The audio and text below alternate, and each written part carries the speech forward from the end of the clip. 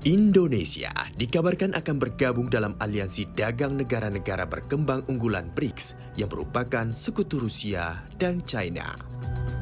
Dilansir Spektator Indeks pekan lalu, Indonesia mendaftar ke aliansi BRICS bersama 12 negara lainnya yang mencakup Arab Saudi, Venezuela, Iran, Meksiko, dan Argentina.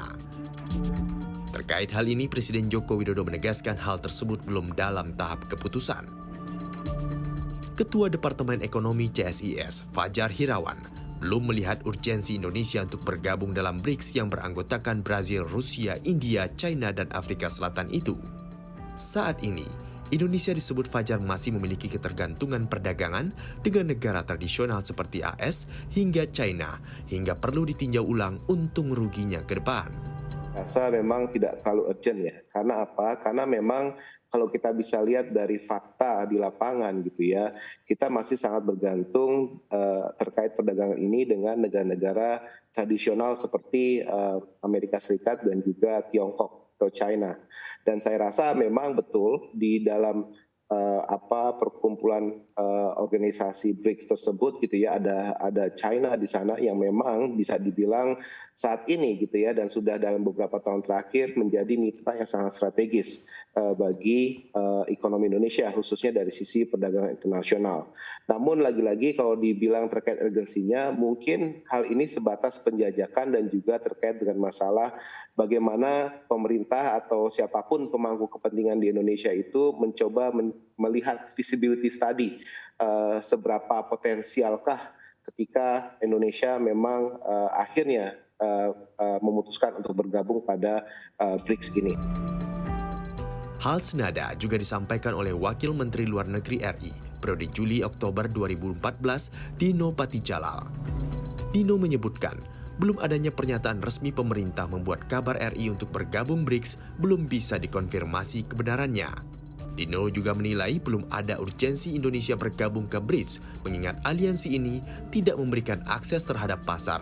Namun jika dilihat dari sisi manfaatnya, aliansi ini lebih banyak terkait kerjasama bidang keuangan. Menurut saya tidak terlalu urgen. Kenapa? Atau belum menjadi terlalu urgen karena BRICS itu bukan atau tidak memberikan akses terhadap pasar. Ya. Jadi kalau kita kan biasanya yang kita hitung adalah siapa mekanisme atau kelompok apa yang memberikan akses terhadap pasar. Ya, kalau ASEAN jelas ya, kalau RCEP juga jelas dan lain sebagainya gitu ya. Tapi kalau BRICS tidak ada dan lebih banyak mungkin prospek kerjasama di bidang keuangan, ya, terutama pembentukan New Development Bank oleh Brazil. Dan itu sudah ada cukup banyak proyeknya dan senilai sekitar 30 miliar dolar dan ini tentu akan terus berkembang ya. Jadi kalau aspek manfaat tentu ada ya, tapi kalau dibilang apakah urgent sekali, saya kira tidak urgent sekali karena memang juga pertumbuhan BRICS masih terbatas. BRICS sendiri akan melakukan KTT pada akhir Agustus mendatang di Afrika Selatan, di mana isu terkait anggota baru kemungkinan akan dibahas.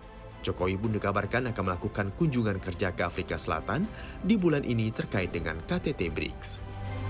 Kelompok BRICS sendiri menyumbang lebih dari 40% populasi dunia dan sekitar 26% ekonomi, serta seringkali dilihat sebagai forum alternatif untuk negara-negara di luar saluran diplomatik yang didominasi oleh kekuatan Barat. Di awal 2023, BRICS bakal mengeluarkan wacana untuk merilis mata uang baru menggantikan dolar Amerika Serikat yang mendominasi perdagangan global. Tim Liputan CNBC Indonesia.